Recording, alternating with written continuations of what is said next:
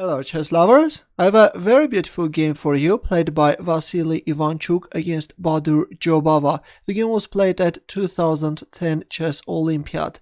Ivanchuk had white pieces and he started with e4, c6 by Jobava, Caro-Kann defense, d4, d5 and f3. White goes for Maroczy variation. Usually in this position black is playing e6, strengthening the pawn on d5 square, then queen b6, c5 and is trying to exploit the weakness of this a7 g1 diagonal, but instead after f3 we see queen b6 straight away. a3 looks like that both players are choosing real lines, trying to surprise each other. If I'm not mistaken, at that time this a3 was a novelty. e5, Jobava is playing very aggressively and the center is burning. E takes d5, knight f6, d takes e5, now the knight on f6 square is under attack, but Jobava played bishop c5. Well, actually, knight takes d5 could lead to an equal game, but we see bishop c5. Ivanchuk accepted the sacrifice and captured on f6. Here comes bishop f2 check, king e2, and now black castles kingside. The rook is joining the attack. Queen d2, now comes rook e8 check. King d1, rook e1 check, forcing white to give up the queen. Queen takes e1, bishop takes e1, king takes e1. Of course, three pieces are evaluated higher than a queen, but still white king is in danger and white needs to consolidate his position. We see bishop f5, bishop e2, knight d7, d takes c6, b takes c6 and bishop d1, protecting the pawn on c2, but actually capturing on g7 is also playable, and then king f1, trying to bring the king on a safer square, was also playable, but we see bishop d1, rook e8 check, knight e2, knight takes f6, knight c3, bishop c8. Now Jobava is going to bring the bishop on a6 square to put pressure on e2.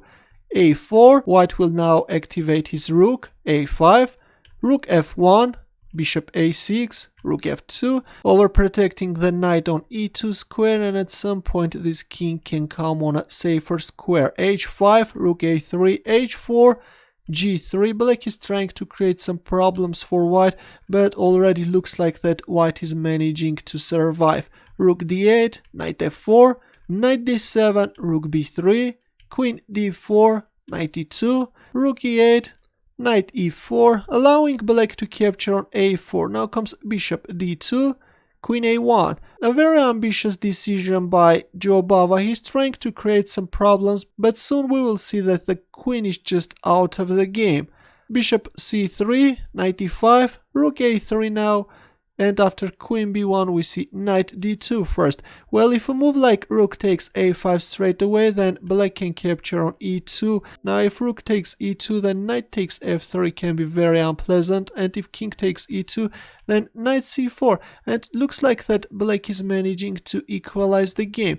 That's why after queen b1 we first see knight d2, and after queen c1 we see rook takes a5, forking the knight and the bishop. Of course not knight takes c1 because of this knight takes f3 checkmate.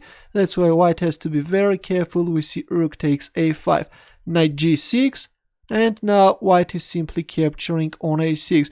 By the way, instead of playing knight g6, if a move like bishop takes e2, then after rook takes e2, again the knight is pinned. If f6, simply f4, again black is losing material. That's why we see knight g6, but now white is simply grabbing the bishop on a6 square, knight f4, and now you can pause the video and try to find Ivanchuk's next move.